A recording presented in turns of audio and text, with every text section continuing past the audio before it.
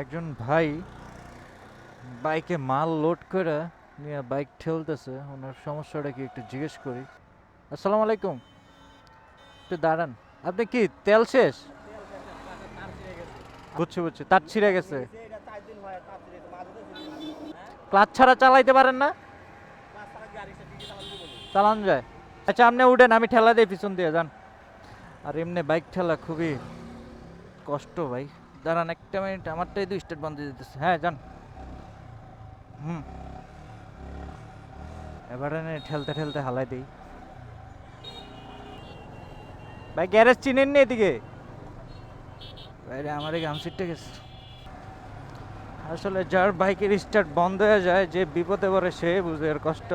বুঝি না।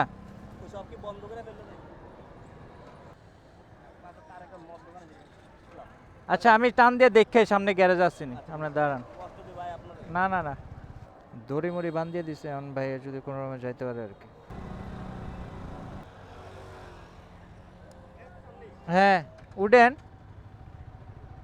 ফাইনালি বহু ঠেলাঠেলি ধাক্কাধাক্কির পর গ্যারেজে পৌঁছাই গেলাম। ভাই উঠেন, আপনারা নামাই দিয়ে আমি ওই গেলাম গা আমরা। না না, ইটস ওকে। এরও থ্যাংক ইউ দেন ভাই।